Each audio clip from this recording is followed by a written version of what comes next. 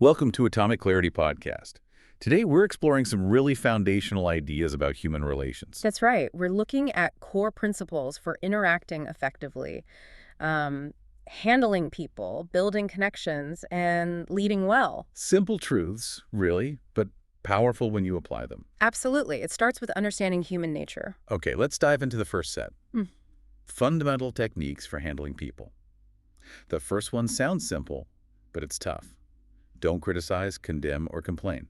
Yeah, this means basically avoiding any kind of negative judgment, fault-finding, or, expressing displeasure about what others do. Just holding back those harsh words. Exactly. And why does it matter? Well, criticism, it's almost always futile. It just puts people straight on the defensive. Right, damages their pride, their self-esteem. And builds resentment, deep resentment sometimes. It almost never brings about the change you want. And it can cause long-term bad feelings. You're sure.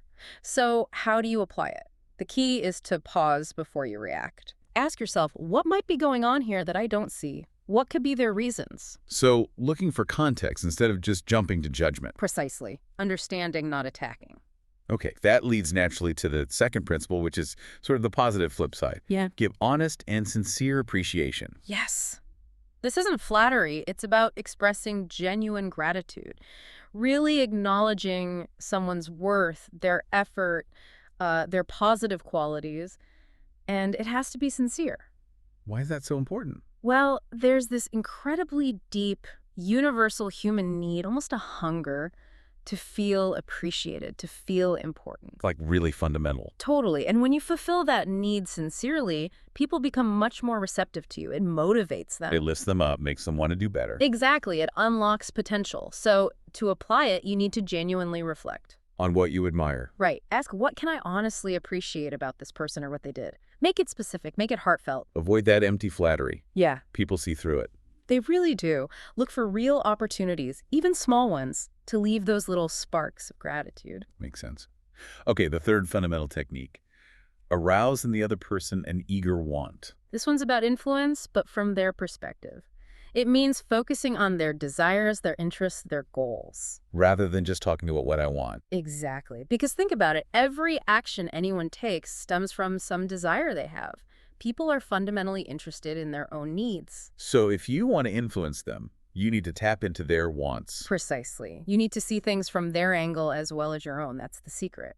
Appealing to their perspective creates buy-in, motivation. How do you do that practically? Before you ask for anything, stop and think, how can I make this person want to do this? Frame it in terms of their benefit. Yes. Show them how doing what you suggest helps them achieve something they want, connected to their goals, their desires. Got it.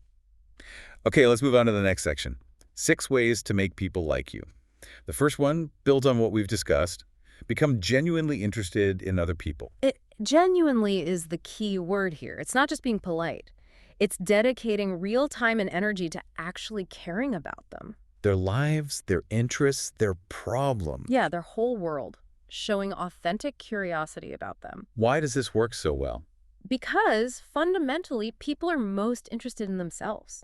If you show genuine interest in them, you build real connections much faster than trying to get them interested in you. It builds sincere friendships, real rapport. It really does. So application. It starts with listening. Attentive listening. Not just waiting to talk. Right.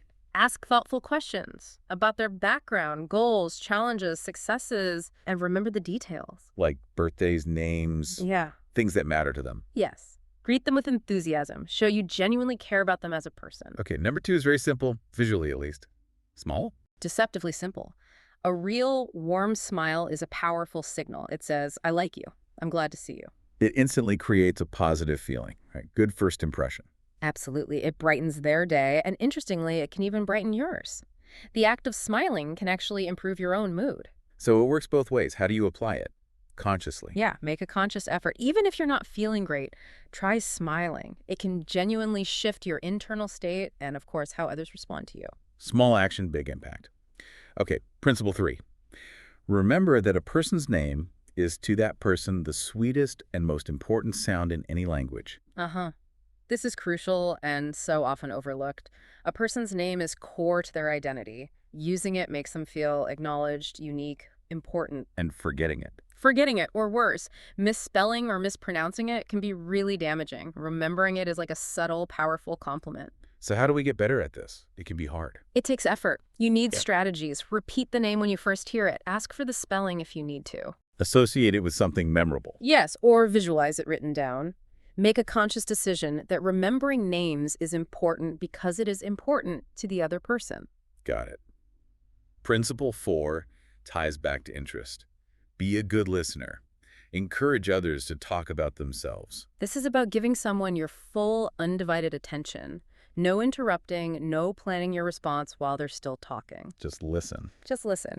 Because people have this deep craving for an interested listener. Someone to share their stories, their wins, their problems with. Make them feel heard, valued. Exactly. It can even soften people who might be antagonistic. Everyone is more interested in themselves and their world than in yours, usually. So how do you apply this beyond just being quiet? Cultivate genuine curiosity. Ask open-ended questions that they'll enjoy answering. Encourage them to talk about their experiences, their accomplishments. Let them take the stage. Principle 5 follows logically. Talk in terms of the other person's interests. Yeah, steer the conversation toward topics that matter to them, things they find exciting or important. Find out what they're passionate about. Right. Because when you discuss subjects they genuinely care about, it builds a much deeper connection. It makes you more engaging, more likable, without you having to try too hard to impress. How do you figure out their interests? You observe. You ask questions. Maybe do a little homework beforehand if it's appropriate. Then initiate conversations around those topics. Let them share their passion. Okay, and the 6th way to make people like you.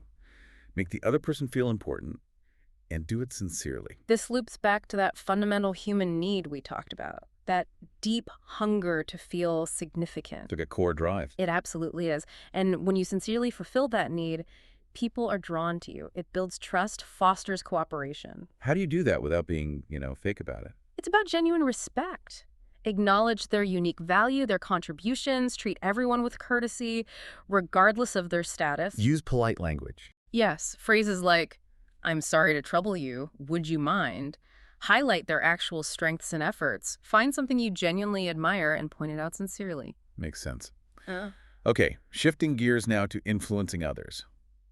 How to win people to your way of thinking. First principle, the only way to get the best of an argument is to avoid it. Right. This isn't about being passive, but recognizing that arguments are just unproductive. You can't really win. Even if you prove you're right. Especially then, you might win the point, but you lose the goodwill. You damage the relationship. A person convinced against their will, well, they don't really change their mind deep down. Arguments just make people dig in their heels. Exactly. Triggers defensiveness, creates resentment. So the application is to actively prevent disagreements from becoming arguments. Welcome disagreement as a chance to learn, maybe. Yes. Resist getting defensive. Listen first. Look for common ground. Sometimes you just need to postpone the discussion until emotions cool down. Ask yourself if winning the argument is worth the cost to the relationship. That's the key question. Next, a direct instruction. Never say, "You're wrong." Oof, yeah. This means avoiding directly stating or even implying that someone is incorrect, even if you're sure they are. Why not? What's wrong with being direct? Because it's a direct challenge to their judgment, their pride. People react emotionally. Telling someone you're wrong instantly undermines their self-esteem, makes them resentful, and shuts down any chance of persuasion. They just stop listening. Completely. So instead of that direct challenge, use softer phrasing. Like what? Like, well, I might be wrong. I often am. Let's look at the facts together. Or, I see it differently. Maybe we can explore why. Be mindful of your tone and body language, too. They can scream, "You're wrong," Yeah. even if your words don't. Disarm them gently. Exactly. Okay, but what if you are actually wrong? Principle 3. If you're wrong, admit it quickly and emphatically. Yes. Take immediate full responsibility. No excuses, no blaming. Just own it. Why is this so effective? Because it's disarming. It stops the conflict before it starts. It builds trust, shows integrity. It actually makes others more forgiving. Releases the tension. Instantly. And it minimizes the damage from your mistake. So how do you do it? Just say it. Say it first, before the other person can point it out. Anticipate what they might say and say it yourself, quickly, clearly, emphatically. "I messed up. It was my fault." It takes the wind right out of their sails. Powerful. Principle 4. Begin in a friendly way. This applies to almost any interaction, but especially when you have a request or a potentially difficult topic. Start warm, gentle, cooperative. Set a positive tone from the get-go. Yes, because a friendly approach lowers defenses, opens communication. If someone's feeling hostile or defensive, logic just won't get through. Like that old saying, a drop of honey catches more flies than a gallon of gall. Exactly that. Kindness is persuasive, so use a calm tone. State your goal as understanding, not conflict. It makes a huge difference. Okay, principle 5 is interesting. Get the other person saying yes immediately. This is the Socratic method, essentially. Guide the conversation by asking a series of easy, agreeable questions first. Things they'll obviously say yes to. Right. This builds what's called a yes momentum. It gets them nodding along, feeling agreeable, setting a positive collaborative tone. So they're more open when you get to the main point. Exactly. They're already in an affirmative frame of mind. So you frame your initial questions carefully to get those easy yeses. Build agreement on small things first. Principle 6. Let the other person do a great deal of the talking. Seems counterintuitive if you're trying to persuade someone. Yeah. Right. But it's crucial. Let them express themselves fully. Don't interrupt. Encourage their input. Why does that work? People get satisfaction and feel important when they share their thoughts, their ideas. Letting them talk makes them feel valued, understood. Plus, you gain valuable insight into their perspective. So you learn more by listening. A lot more. Ask open-ended questions. Listen actively. Resist that urge to jump in or dominate. Let them talk it out. Okay, principle 7. Let the other person feel that the idea is his or hers. This is subtle but very effective. Present your ideas more like suggestions. Nudge them towards a conclusion so they feel like they arrived at it. Not like you're pushing it on them. Right. People have much more faith in ideas they feel they discovered themselves. Nobody likes feeling sold or told what to do. They prefer to act on their own insights. This fosters real buy-in then. Enthusiastic buy-in. So instead of giving orders, make gentle suggestions. Involve them in the problem-solving process. Guide them. Don't dictate. Principle 8 revisits an earlier theme. Sincerely try to see things from the other person's point of view. We touched on this, but it's critical for persuasion too. Make a real, honest effort to understand their situation, their motives, their perspective. Step outside your own viewpoint. Why is this so central? Because it lets you frame your ideas in ways that genuinely connect with their interests. It shifts the focus from what I want to how this helps you, which is where real influence comes from. So before you make your case, Put yourself in their shoes. Ask, what motivates them? What are their concerns, hopes?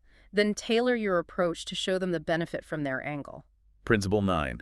Be sympathetic with the other person's ideas and desires. This means acknowledging and genuinely trying to understand their feelings and thoughts, even if you don't agree. Showing empathy. Exactly. People crave sympathy. They want to feel understood.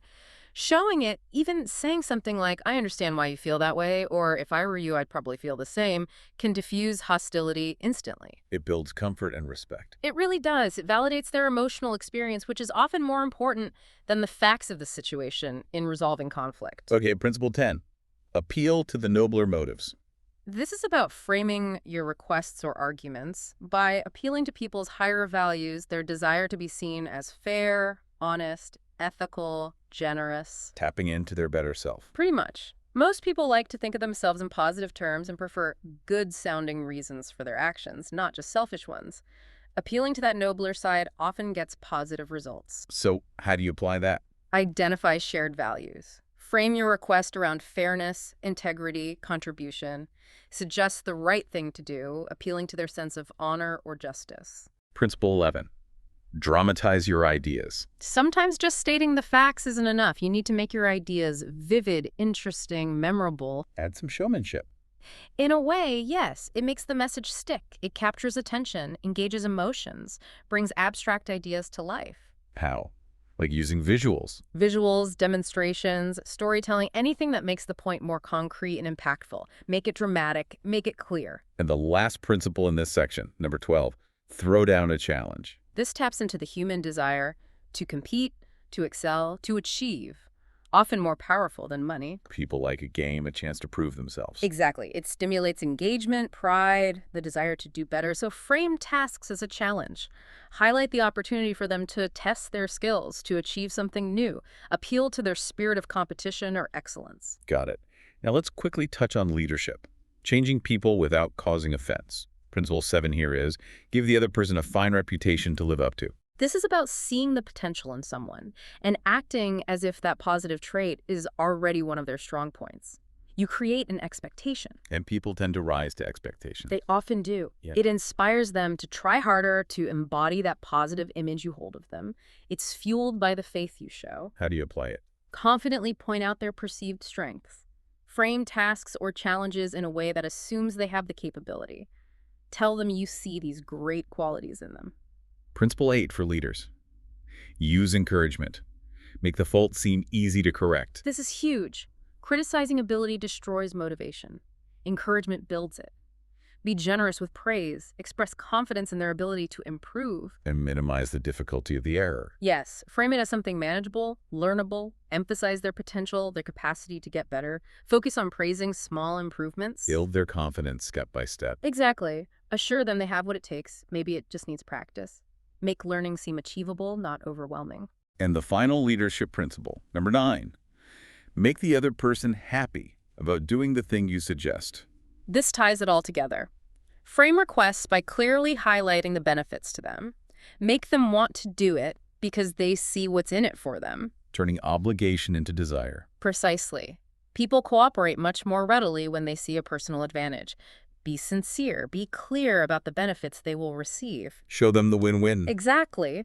When they understand how it helps them, they're often happy, even eager to do what you suggest. So wrapping up, these aren't just tricks. They're deep principles about understanding and respecting people. Exactly. They're powerful tools for building better relationships, influencing effectively and ethically, and just navigating life more smoothly. The real key seems to be consistent application, making them habits. Absolutely. It's less about force, more about genuine understanding, respect, and looking for that mutual benefit. So, as you reflect on all this, here's something to consider. Which one principle will you focus on applying first, starting today? And what change might that single step unlock in your interactions? Thank you for listening to Atomic Clarity Podcast.